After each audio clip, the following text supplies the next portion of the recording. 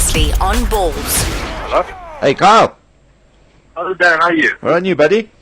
Very well, thanks. That's good. Geez, are you? How big, when you guys win a sevens event, how big do you go that night? Well, it's Vegas, and we haven't won a tournament in 2 years. So how big do you think they win? So that explains why no one's answering their phone in Vegas.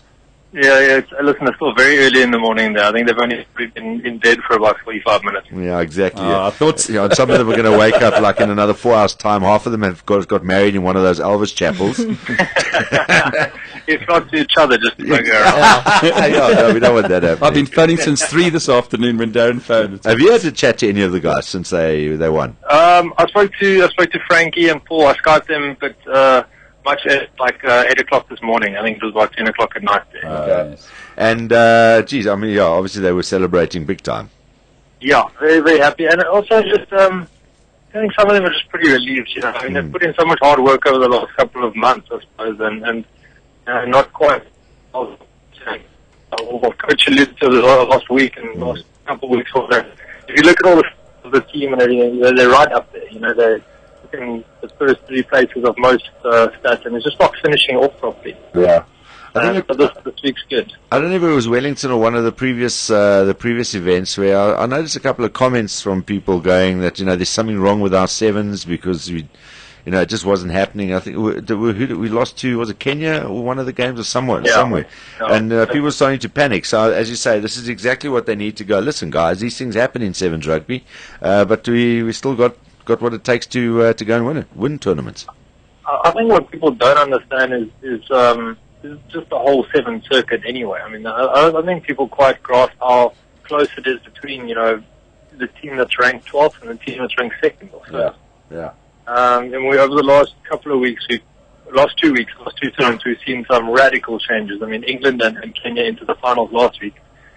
England beating Kenya narrowly in extra time. And then this weekend, neither of those two actually even making the Cup quarterfinals. Yeah. So, you know, and people don't understand that. How can that even happen? But it's, you know, it's very easy. I mean, so take England's part. They were up against Fiji in the very first game of the day, and that just doesn't happen normally. Yeah. And they lost to Fiji. Then, you know, they were on a bit of, you know, lacking confidence, and they lost to Portugal. Then they lost their third game, I think, to Scotland. And, you know, there it goes. There's your tournament gone. And so, you know, it can change like that from week to week. And I think another thing that you also got to maybe consider where it's completely different to the 15-man game, you know, and that's why maybe that game is dominated by 4 countries, maybe even 3. But I mean, you know, there it is. 9 times out of 10, even if a side does get behind, and we saw one aberration where England suddenly clubbed New Zealand. But generally, sides have got a chance to sort of recover from a bad first half or, you know, a bad period in a game, get the game together and still go on and win. Where in sevens, if you make, you know, one mistake per half, or you do something where, you know, suddenly you look at it, you got 1 minute left and you're playing catch up, it's too late. So it's completely, you don't have a lot of time to make a lot of mistakes. No, or correct them, like you said. Yeah. I mean, there's, you know, no mistakes, no time to correct it either. So it's a bit of a catch-22 situation. You've got to kind of be perfect every game. Yeah. What we were saying with teams like Canada and Portugal and even Kenya, you know, is they've been right up there for a long time, and all they've been doing is just waiting for one of the top teams to be average. Yeah. You know, and they wait for you to be average, and they will drop you, and then it's, you know, then it's done, and everybody's shocked and horrified. But, you know, 6 games over 2 days, you're bound to slip up once or twice, and those kind of teams are just waiting on the edge and waiting to take you down.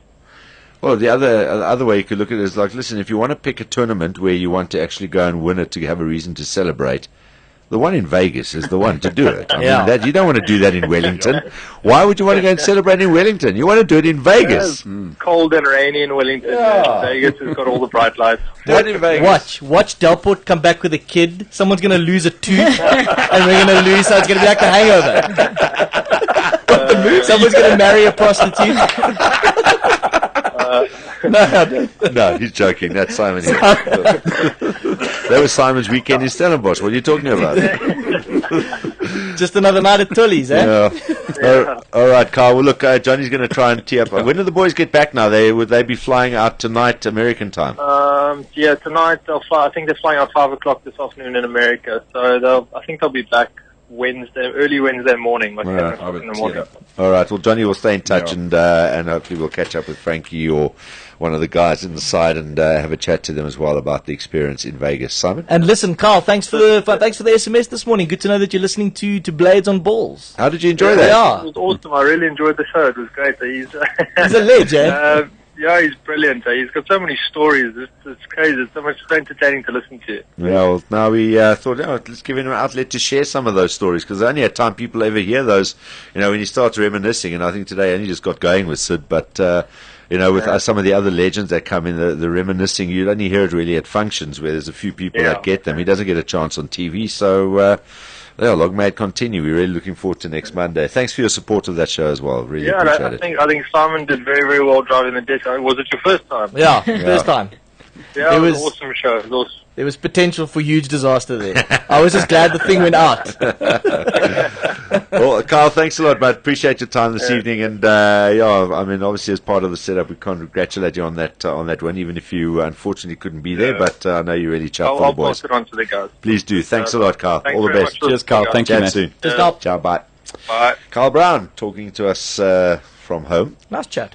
Yeah, always nice chatting to Carl, and they're always willing to. I mean, got the guys at SA Rugby, and Zin contacted me today to say, listen, we want to do some more stuff with you guys, so be catching up with him, especially in terms of the sevens and what more we can do for them. But yeah, they're just really, really cool. Always willing to chat, which is nice. This is Balls Visual Radio. Darren, Simon, Kate, and John. Weekdays from 3 p.m. to 6 p.m. Central African Time. Balls.co.za